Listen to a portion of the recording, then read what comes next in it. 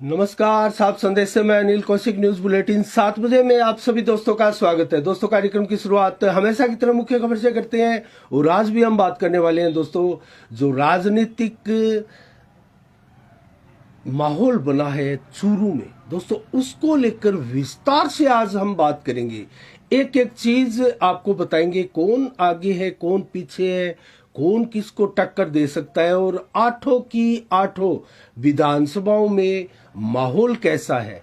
और इसके अतिरिक्त आज चुनाव प्रचार थम चुका है दोस्तों। प्रथम चरण के चुनाव को लेकर जो 19 अप्रैल को मतदान होगा, सुबह से लेकर शाम तक, उसके लिए प्रचार प्रसार बिल्कुल थम चुका है। तो सबसे पहले आज जो रोचक जानकारी आपको 7 बजे के इस बुलेटिन में देने हम जा रहे हैं, उससे पहले मैं आपको इससे संबंधित खबरें जल्दी से बता देता हूं। और दोस्तों, प्रथम चरण का यह चुनाव है, 102 सीटों के लिए मतदान होगा और उसको लेकर प्रचार प्रसार अब थम चुका है। अब सिर्फ प्रत्याशी घर घर जाकर वोट मांग सकते हैं, कोई वो चुनावी सभा नहीं कर सकते और कोई इस प्रकार की रैली जलसा अब नहीं कर सकते। तो 21 राज्यों के लिए 102 सीटों पर चुनाव होने हैं, उनमें 2 विधानसभा चुनाव भी है दोस्तों। 2 राज्यों के विधानसभा चुनाव है, सिक्किम और अरुणाचल प्रदेश। दोस्तों, इन दोनों राज्यों के विधानसभा चुनाव भी साथ में। अरुणाचल प्रदेश की 60 सीटों के लिए चुनाव होने हैं, जबकि सिक्किम की 32 सीटों के लिए विधानसभा के चुनाव होने हैं और 19 अप्रैल को वोटिंग होगी। और कुल मिला के इस लोकसभा चुनाव के साथ 4 राज्यों के विधानसभा चुनाव भी है, जो कि आंध्र प्रदेश, जो कि 13 मई को इसमें वोटिंग होगी और आंध्र प्रदेश की 175 विधानसभा सीटों के लिए चुनाव होगा। और साथ ही उड़ीसा की 147 सीटों के लिए भी विधानसभा चुनाव होने जा रहा है, जो कि लगभग 13 मई को और 20 को, 25 को और 1 जून को, यानी कि 4 चरणों में उड़ीसा के विधानसभा के चुनाव होंगे। बाकी के एक एक ही चरण में चारों जो अन्य 3 राज्य हैं उनके चुनाव होंगे। तो अब हम बात करेंगे दोस्तों, आपको मुख्य मुख्य जानकारी मैं दे दूं। 19 अप्रैल को वोटिंग होगी, 4 जून को मतगणना होगी एक साथ। और चुनावी कार्यक्रम तो आपको पता ही है, और शाम को 6 बजे प्रचार प्रसार बंद हो चुका है। तो कुल मिला के बात करें तो राजस्थान की भी 12 सीटों के लिए परसों चुनाव होगा और वो 12 सीटें हैं गंगानगर, चूरू, बीकानेर, झुंझुनू, सीकर, जयपुर शहर, जयपुर ग्रामीण और अलवर, भरतपुर, करौली, धौलपुर और दौसा, नागौर। ये 12 सीटें हैं। अगली 13 सीटें, जो अगला चरण है 26 अप्रैल को, उसमें चुनाव होगा। और राजस्थान के तो प्रथम और दूसरे चरण में 25 सीटों के संपन्न हो जाएंगे चुनाव सारे के सारे। तो अब आपको कार्यक्रम तो आगे सबको पता ही है और इसके लिए हम यहाँ समय जाया नहीं करेंगे।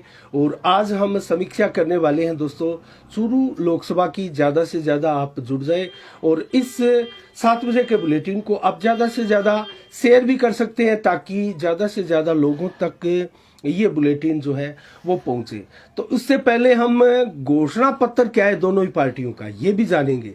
और दोस्तों, राष्ट्रीय मुद्दों पर चुनाव लड़ा जाता है ये लोकसभा चुनाव, ये कोई विधानसभा का चुनाव नहीं है। भादरा की बात करें तो संजीव बेनीवाल, बलवान पूनिया का ये चुनाव कतई नहीं है।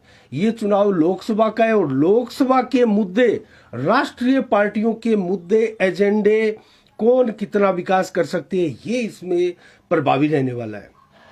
तो हम इन सारी चीजों पर बात करने से पहले अब आपको मैं घोषणा पत्र ही बता देता हूं, उसके बाद में समीक्षा करेंगे। कांग्रेस का घोषणा पत्र क्या है, बीजेपी का क्या है, क्योंकि उन्हीं मुद्दों पर तो चुनाव होने हैं, उन्हीं मुद्दों पर लोग वोट डालने वाले हैं। ये सारे के सारे 543 जो सीटों पर चुनाव हो रहे हैं लोकसभा के 7 चरणों में, इनके ऊपर राष्ट्रीय मुद्दों पर वोट पड़ने वाले हैं। भाजपा के घोषणा पत्र की बात करें, जो अभी 2-3 दिन पहले ही आया है, 70 वर्ष से अधिक के तमाम बुजुर्गों को, गरीबों को 5 लाख का मुफ्त इलाज जो है वो मुहैया कराएगा। ये घोषणा पत्र में भाजपा की प्रमुख प्रमुख चीजें मैं आपको बताऊंगा। और 3 करोड़ गरीबों के नए घर बनाए जाएंगे। ये 2029 तक का घोषणा पत्र व्यवधान आ गया था। तो अब हम बात करेंगे बीजेपी के अन्य मुद्दों पर। तो गरीबों को मुफ्त राशन योजना जो है वो जारी रहेगी बीजेपी की, और इसके अलावा सीए लागू होगा, ये बीजेपी ने घोषणा पत्र में लिया है। और यूसीसी भी लागू करेगी बीजेपी 2029 तक, ये भी बीजेपी ने घोषणा पत्र में लिया है। और वन नेशन वन इलेक्शन, अर्थात सभी राज्यों के आम चुनाव 2029 तक, ये भी सुनिश्चित करने वाली है बीजेपी। तो 2029 के जो आम चुनाव होंगे, संभवतः उसके साथ पूरे देश के तमाम राज्यों के चुनाव होने वाले हैं। और यही डर सभी विपक्ष को है कि कहीं पीएम मोदी जो है क्यों 400 पार की बात कर रहे हैं, कोई इतना बड़ा बहुमत लाकर वो संविधान का संशोधन तो नहीं कर देंगे, पूरा संविधान तो नहीं बदल देंगे। ऐसा कभी नहीं होता और ना ही ऐसा होने जा रहा है। और पीएम मोदी ने भी इसको लेकर खुलासा कर दिया। और बात करें संविधान संशोधन की या उसको बदलने की, तो दोस्तों संविधान में संशोधन तो प्रारंभ उसी समय हो गया था जिस समय संविधान बना और लागू हुआ। जैसे जैसे दशक बीतते गए संविधान को लागू होने के बाद में पूरे देश में, दोस्तों उसी अनुरूप उस संविधान में उचित संशोधन होते गए और कानून जो है वो बदलते गए, उसमें प्रावधान बदलते गए। और न जाने अब तक सैकड़ों ऐसे प्रावधान बदले जा चुके हैं। तो उसी के अनुरूप आगे भी होना है। जो जरूरत है, अब 70 साल पहले किस चीज की जरूरत थी, आज उस संदर्भ में किस चीज की जरूरत है, दोस्तों वो चीजें जो है समय की मांग है, परिवर्तन संसार का नियम है, आप सभी ये जानते हैं। तो संविधान यहां कोई नहीं बदलने वाला। 400 सीटें भाजपा, ये भाजपा का एक नारा है। और विपक्ष जो है इसमें अपनी चिंताएं व्यक्त कर रहा है कि 400 सीटें से अधिक लाकर ये संविधान को बदलने जा रहे हैं। अब हम बात करेंगे बीजेपी की अन्य चीजों पर। तो पेपर लीक नियंत्रण कानून इन 5 वर्षों में लाने वाली है बीजेपी। और फसलों का जो समर्थन मूल्य में बढ़ोतरी जो है, वृद्धि जो है, वो निरंतर जारी रहेगी। और इसके अलावा किसान सम्मान निधि योजना जो है वो जारी रहेगी। तो ये मुख्य मुख्य चीजें हैं। इसके अलावा डिटेल में बहुत सी चीजें होगी। कांग्रेस की बात करते हैं। कांग्रेस के घोषणा पत्र में क्या है? 30 लाख सरकारी नौकरियां देगी कांग्रेस, ऐसा कांग्रेस ने अपने घोषणा पत्र संकल्प पत्र में कहा है। और युवाओं को 1 लाख रुपए एक वर्ष में जो है वो मुहैया करवाएगी। तो ये भी एक बहुत ही शानदार योजना घोषणा कांग्रेस की है। और जातिगत जनगणना कांग्रेस आई तो वो कराएगी। ये एक, इसके ऊपर जरूर थोड़ा विवाद है। हालांकि भाजपा वर्तमान में नहीं चाह रही कि जाति जनगणना हो। 2011 में आपको याद होगा दोस्तों, यूपीए की सरकार थी और जातिगत आंकड़े कलेक्ट किए गए थे, एकत्रित किए गए थे, उनको सार्वजनिक नहीं किया गया। तो कांग्रेस ने अपने समय में जातिगत आंकड़े जो थे उनको सार्वजनिक नहीं किया। अब कांग्रेस इसकी आवश्यकता महसूस कर रही है, क्योंकि पिछली लगातार 2 योजना से भाजपा सत्ता में है। तो कहीं ना कहीं सत्ता प्राप्ति का ये एक आंकड़े ये हो सकते हैं। भूमिहीन किसानों को जमीन देगी कांग्रेस, ये कांग्रेस के घोषणा पत्र में है। और महिलाओं को बिना शर्त 1 लाख महालक्ष्मी योजना चलाकर जो है वो रुपए देगी। इसके अलावा समर्थन मूल्यों पर जो है कानूनी दर्जा देगी। फसलों का समर्थन मूल्य जो है उसको कानूनी प्रारूप देगी, दर्जा देगी। तो ये कांग्रेस की प्रमुख घोषणाएं ये है। और भाजपा की हमने आपको बताई। और पार्टियों का कोई ज्यादा औचित्य की बात नहीं है, क्योंकि कांग्रेस और भाजपा में मुकाबला है। अब हम बात करें भाजपा जो एनडीए है उनकी तरफ से पीएम मोदी पीएम के सशक्त दावेदार है और एकमात्र दावेदार है। जबकि यूपीए कहे या अब एनडीए कहे, जो इंडिया गठबंधन है वो कहे, इंडिया गठबंधन का कोई पीएम पद का प्रत्याशी नहीं है। और अनेक नाम है, लेकिन कांग्रेस अपने हिसाब से राहुल गांधी को आगे किए हुए है। तो ममता बनर्जी खुद है, केजरीवाल अपना नाम खुद आगे किए हुए हैं, अखिलेश यादव अपना नाम खुद आगे किए हुए हैं। उसी प्रकार से सारे दल जो है बड़े बड़े, अपना अपना नाम मानकर चल रहे हैं कि प्रधानमंत्री पर मोहर अपने नाम पर लगेगी। अब सीटें कितनी आएगी ये तो भविष्य की बात है। पीएम मोदी का जो विजन है वो चलता है या फिर इंडिया गठबंधन का विजन चलता है। तो ये रही दोस्तों संकल्प पत्र की बात। अब हम बात करेंगे कुछ, अब आपको मैं जल्दी से ये बता देता हूं कि चूरू लोकसभा में 13 जो उम्मीदवार है वो कौन है, कहां के हैं, और जो बैलेट पेपर है उसके हिसाब से मैं आपको बता देता हूं। तो आपको ये जानना भी जरूरी है कि जो 13 उम्मीदवार है, परसों आप वोट डालने जाएंगे तो किसके नाम पर, कैसे, कहां किसका नाम है और वो कौन है जो वोट हमारा पाने के लिए लाइन में कतार में लगा है। तो सबसे पहला नाम देईराम मेघवाल है, जो कि राजगढ़ के खेमाड़ा गांव के रहने वाले हैं। बसपा की टिकट पर ये चुनाव लड़ रहे हैं, बैलेट पेपर में ऊपर उनका नाम है। नंबर 2 की बात करें देवेंद्र झाझड़िया, ये भी राजगढ़ तहसील से है और भाजपा की टिकट से ये चुनाव लड़ रहे हैं। और इसके अलावा नंबर 3 की बात करें राहुल कसवा, ये भी राजगढ़ से है, कांग्रेस की टिकट से चुनाव लड़ रहे हैं। नंबर 4 की बात करें गोमती धर्मपाल कटारिया, ये भारत रक्षक पार्टी के उम्मीदवार है, पक्का सालना हनुमानगढ़ के रहने वाले हैं। तो दौलत राम पेसिया, ये नेशनल जनमंडल पार्टी के जो है वो कैंडिडेट है, करणपुर के रहने वाले हैं। इसके अलावा नंबर 6 की बात करें तो शीशपाल राणा भीम ट्राइबल कांग्रेस के उम्मीदवार है और ये टीडियासर के रहने वाले हैं। इसके अलावा शीशपाल राणा, जिनके बारे में हमने बताया टीडियासर के है, असलम खान निर्दलीय उम्मीदवार है, ये चूरू के रहने वाले हैं। जबकि नंबर 8 पर निरंजन राठौड़, ये निर्दलीय उम्मीदवार है, ये तारानगर के रहने वाले हैं। और नंबर 9 की बात करें तो बिशन सिंह निर्दलीय, जो कि सात्यू तारानगर के रहने वाले हैं। और नंबर 10 पर यूसुफ अली खान निर्दलीय है, ये सरदार शहर के रहने वाले हैं। जबकि नंबर 11 पर रणवीर सिंह निर्दलीय है, चूरू के रहने वाले हैं। और नंबर 12 की बात करें तो रमेश कुमार है निर्दलीय, सरदारपुरा बास बादरा के ये रहने वाले हैं, जो कि चुनाव लड़ रहे हैं। और नंबर 13 की बात करें तो सुखदेव सिंह राजगढ़ के ये रहने वाले हैं। ये 13 उम्मीदवार लोकसभा में अपनी किस्मत आजमा रहे हैं, अपना भाग्य आजमा रहे हैं। तो प्रमुख रूप से यहाँ कांटे का मुकाबला राहुल कसवा बनाम देवेंद्र झाझड़िया के बीच में माना जा रहा है। और 8 विधानसभा क्षेत्र आते हैं, 22 लाख वोट इसमें आते हैं, संभवतः 15.5 लाख से 16 लाख वोट पोल हो सकते हैं, ऐसी संभावनाएं जताई जा रही हैं। तो कुल मिला के ये चुनावी रण जो है बड़ा रोचक है। नेताओं के ताबड़तोड़ जनसंपर्क अभियान यहाँ 6 बजे तक जारी रहे। आज शाम 6 बजे तक, जब तक चुनाव प्रचार बंद नहीं हुआ तब तक जो है वो जारी थे और सभी ने अपना भरसक योगदान दिया। अब वो घर घर पहुंचकर, पैदल पहुंचकर अपना अभियान चलाएंगे और वोट मांगेंगे। अब हम बात करते हैं कुछ दोस्तों आंकड़ों पर समीक्षा करते हैं क्षेत्र की चूरू की। उससे पहले मैं आपको बताऊं तो कल देर शाम को दोस्तों बादरा के एक जो अधिशासी अधिकारी है, जोबनर नगर पालिका में जो है ईओ के पद पर तैनात थे, उनका निधन हो गया। हार्ट से संबंधित उनको पहले ही प्रॉब्लम थी।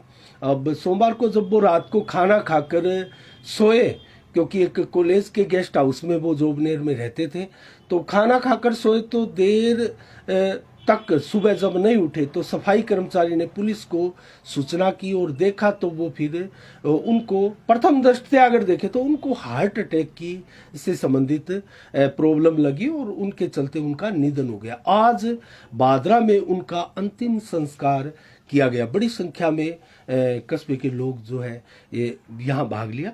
और इसके अलावा दोस्तों अब हम बात करेंगे चूरू लोकसभा की। उससे पहले जो राष्ट्रीय मुद्दों पर ये चुनाव लड़ा जा रहा है उसकी मैं एक रोचक रिकॉर्ड आपको बताने जा रहा हूं दोस्तों।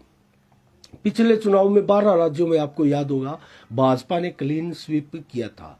इस बार 400 पार का जो नारा भाजपा ने दिया है वो कितना तार्किक है, कितना अपने लक्ष्य को भेद पाएगा। ये 400 पार का जो नारा है वो और कितना सही कितना गलत है। हिंदी भाषी राज्यों की हिंदी पट्टी की मैं बात करूं तो पिछली बार 2019 में गुजरात की 26 से 26 और राजस्थान की 1 सहयोगी और 24 भाजपा ने 25 की 25, उत्तराखंड की 5, हिमाचल की 4, हरियाणा की सभी 10 और दिल्ली की सभी 7, जबकि त्रिपुरा की 2, सिक्किम की 2, अरुणाचल प्रदेश की 2, चंडीगढ़ की 1, दमनदीप की 1, मणिपुर की एक सीट जो है वो जीतने में कामयाब रही। और इन राज्यों में क्लीन स्वीप किया था बीजेपी ने 12 राज्यों में, और 2 राज्यों में जो कांग्रेस का भी क्लीन स्वीप था दोस्तों, अंडमान निकोबार 1 सीट और पांडुचेरी 1 सीट। तो इन राज्यों में जो केंद्र शासित प्रदेश है 1-1 सीट है, वो 2 राज्य कांग्रेस भी जीतने में सफल रही थी। अब हम बात करेंगे वर्तमान की हिंदी पट्टी वाले राज्य। उत्तर प्रदेश की 80 सीटें हैं, गुजरात की 26, मध्य प्रदेश की 29 सीटें हैं, राजस्थान की 25, उत्तराखंड की 5, हरियाणा की 10, छत्तीसगढ़ की 11, दिल्ली की 7 और हिमाचल की 4। इसको हिंदी पट्टी कहते हैं दोस्तों। ये जितने राज्य मैंने आपको बताए हैं ये हिंदी पट्टी के राज्य हैं, और 197 इनकी टोटल सीटें हैं। और अगर इनमें भाजपा के 3 राज्य और बढ़ा दे जो कि हिंदी पट्टी से जुड़े हुए ये राज्य हैं, कर्नाटक 28 सीटें हैं, असम 14 सीटें और झारखंड जिसकी 14 सीटें हैं, तो ये हो जाती है कुल 253 सीटें। 2019 की बात करें तो यहां भाजपा ने 253 में से 221 सीटें जीती थी दोस्तों। महज 32 सीटें हारी थी भाजपा 2019 में। तो ये हिंदी पट्टी से संबंधित लगे हुए राज्य हैं, और यहां जबरदस्त प्रदर्शन था भाजपा का। अभी नया नारा दिया है राहुल गांधी ने कि भी भाजपा 150 से अधिक नहीं पहुंचेगी। हालांकि ये अपने अपने नेताओं के बयान है, कैंपेन है चुनावी नैया पार लगाने की, और ये जनता के दिलो दिमाग पर असर डालने वाले मुद्दे हैं। आज रामनवमी थी, देश भर में रामनवमी धूमधाम से मनाई गई। और दोस्तों आज नवरात्रा का समापन अवसर था और रामनवमी थी। श्री रामचंद्र जी का जन्म दिवस धूमधाम से पूरे देश में मनाया गया, और अयोध्या के श्री राम जी के मंदिर पर 500 वर्षों बाद जिसका मंदिर निर्माण हो गया, और एक ऐसा उत्सव जैसा कार्यक्रम हुआ। और राम जी की जो मूर्ति लगी है उनके मस्तिष्क पर जहां तिलक लगाते हैं वहां सूर्य की किरणें सीधी आज पड़ी। और इस प्रकार का जो वास्तु से संपन्न और इस प्रकार का जो सनातनी एक प्रकार से हमारा विज्ञान है उससे संपन्न मंदिर है ये, और इस प्रकार की यहाँ व्यवस्थाएं थी। और वो रोशनी पड़ती हुई आपने टीवी चैनलों पर भी देखी होगी जो श्री राम जी के मस्तिष्क पर पड़ रही थी। तो सूर्य की किरणों से अभिषेक हुआ, एक प्रकार से राम जी का पूरे देश ने देखा। तो धूमधाम से इस पर्व को आज मनाया जा रहा है, और भाजपा ने बढ़ चढ़ कर इस कार्यक्रमों में भाग लिया, और रामनवमी की शोभा यात्राएं आज देश भर में निकली। हिंदी पट्टी के राज्यों में तो कोई ऐसा शहर नहीं था, ऐसा कोई गांव नहीं था जिसमें इस प्रकार के कार्यक्रम ना हुए हो। तो कुल मिला के देखा जाए तो आज ये बहुत बड़ा फंक्शन था। बीजेपी पार्टियां भी इनका भरपूर फायदा उठाना चाह रही थी। अब हम बात तो चूरू लोकसभा की भी करेंगे दोस्तों। उससे पहले मैं आपको बताऊं तो वर्तमान की हम बात कर रहे थे, तो तमिलनाडु की लगभग 12 सीटों पर इस बार बीजेपी कड़े मुकाबले में है। तो बीजेपी यहां से भी सीटें निकाल सकती है। पश्चिम बंगाल की बात करें तो 2019 में 18 सीटें बीजेपी ने यहां से जीती थी, और इस बार बताया जा रहा है कि 30 से अधिक सीटों पर और 35 के करीब सीटों पर जबरदस्त यहां फाइट है, मुकाबला है। तो इन 35 सीटों में से कितनी सीटें बीजेपी जीत सकती है। तृणमूल कांग्रेस की बात करें तो पश्चिम बंगाल में 22 सीटें 2019 में तृणमूल कांग्रेस ने जीती थी। इस बार वो कैसा प्रदर्शन कर पाती है ये देखने वाली बात है। लेकिन अगर बात करें हनुमानगढ़ जिले में दोस्तों 1,303 मतदान केंद्र बनाए गए हैं, और क्योंकि गंगानगर के चुनाव भी साथ में हो रहे हैं, और कुल मतदाता है हनुमानगढ़ जिले में दोस्तों श्री गंगानगर जिले की अगर बात करें 14,10,923 और सुबह 7 बजे से शाम 6 बजे तक मतदान होगा। चूरू हनुमानगढ़ दोनों ही, गंगानगर दोनों ही जिलों में। और भादरा के 2,76,745 मतदाता है। 254 बूथ बनाए गए हैं भादरा के लिए। इसके अलावा नौर में 2,83,511 मतदाता है, जबकि 266 बूथ बनाए गए हैं नौर के लिए भी। तो कुल मिला के तैयारियां जोर शोर से जारी है। प्रचार प्रसार आज थम चुका है। अब चूरू लोकसभा की बात करते हैं। 8 विधानसभा क्षेत्र है, ये नौर भादरा भी चूरू में शामिल है। और 6 विधानसभा पूर्व के जो चूरू में थे दोस्तों, उनमें अगर बात करें तो 6 विधानसभाओं में 2009 का जो चुनाव हुआ था, उसमें 4 विधानसभा में जो है बीजेपी ने जीत दर्ज की थी। 2009 में जब राम सिंह कसवा चुनाव जीते थे और सुजानगढ़ और सादुलपुर में वो हारे थे राम सिंह कसवा।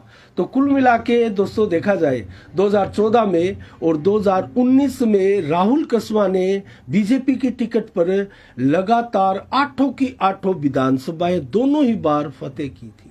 और इस बार मुकाबला इसलिए रोचक है क्योंकि उसी कसवा परिवार का राहुल कसवा बीजेपी छोड़ चुका है, उनकी टिकट कटी और उनको कांग्रेस ने टिकट दी और देवेंद्र झाझड़िया बीजेपी से आए। अब मुकाबला आपके सामने है।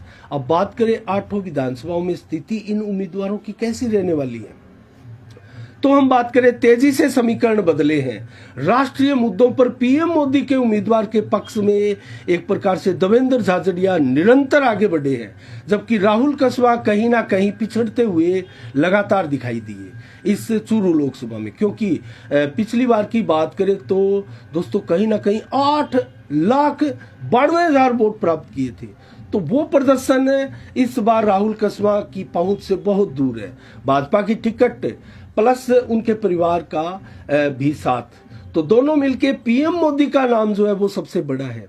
झाझड़िया को टिकट दी पीएम मोदी ने और बीजेपी ने, तो वो प्रथम दृष्टया ही नाम आते ही टक्कर में आ चुके और निरंतर सुधार से वो अपनी स्थिति सुदृढ़ किए हुए हैं।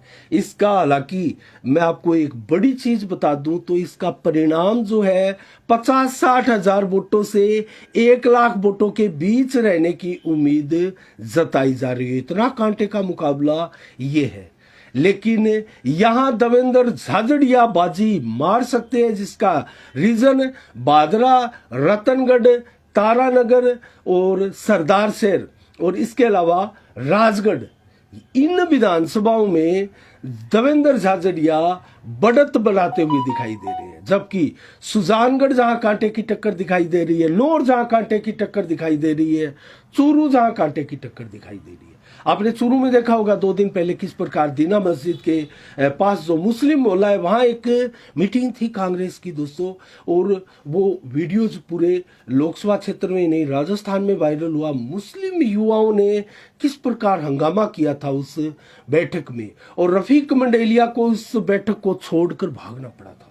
तो उससे कहीं ना कहीं नाराजगी जो मुस्लिम समाज की है वो दिखाई दे रही थी, और कुछ थोड़ा इसी प्रकार सुजानगढ़ में भी देखा गया। तो देखने वाली बात यह है कि क्या परंपरागत वोट दोनों ही पार्टियों को, हालांकि बीजेपी का परंपरागत वोट जो है वो स्वर्ण कास्टें जरूर माना जा सकता है, लेकिन कांग्रेस का वोट बैंक की बात करें तो यहां सिर्फ मुस्लिम वोट बैंक ही कांग्रेस का जो है परंपरागत है, और ऐसी समाज के हालांकि अधिकतर वोट कांग्रेस को यहां चूरू लोकसभा से मिल सकते हैं। और इस बार अगर जातिगत की बात करें तो जाट समाज के वोट भी राहुल कसवा को ज्यादा मिल सकते हैं। तो फिर भी अगर बात करें 22 लाख वोट है, 15-15.5 लाख से अधिक वोट पोल होंगे, और ऐसी स्थिति में मूल ओबीसी बीजेपी का सबसे बड़ा हथियार है दोस्तों। और इसी के चलते जो है पीएम मोदी का उम्मीदवार बढ़त लेता हुआ टक्कर में, कड़ी टक्कर में प्रतीत हो रहा है। और राजस्थान की बात करें तो राजस्थान में भी समीकरण बदले हैं कुछ दिनों में। जो रविंदर भाटी दोस्तों एक तरफा आगे चल रहे थे, पीएम मोदी की रैली के बाद में वहां जबरदस्त कॉन्ट्रास्ट हुआ है, और वहां बताया जा रहा था भाजपा 3 नंबर पर कंटिन्यू थी। भाजपा ने वहां मुख्य चुनावी मुकाबले में, और अब भी कड़ा त्रिकोणीय मुकाबला वहां है, ये सीट भी फंसी हुई दिखाई दे रही है। हालांकि चाहे झुंझुनू हो, नागौर हो, सीकर हो, दौसा की सीट हो, यहाँ मुकाबला कड़ा है जिसमें चूरू भी एक सीट है। तो कुल मिला के कड़े मुकाबले वाली 6 सीट हम मानकर चल रहे हैं। और भाजपा की अगर बात करें तो भाजपा आश्वस्त है यहाँ, हालांकि 25 की 25 सीट जीतने के प्रति, लेकिन भाजपा यहाँ 22 से अधिक सीट जीतने की स्थिति में दिखाई भी देती है। इसका रीजन पीएम नरेंद्र मोदी स्वयं है। तो दोस्तों आज के लिए हालांकि इतना ही। कल ठीक शाम 7 बजे फिर आपसे रूबरू होंगे नई खबरों के साथ, नई समीक्षा के साथ। तब तक के लिए आप अपना बहुत बहुत ख्याल रखिएगा। मुझे दीजिएगा इजाजत। आप संदेश से मैं अनिल कौशिक। नमस्कार। जय भारत, जय जय राजस्थान।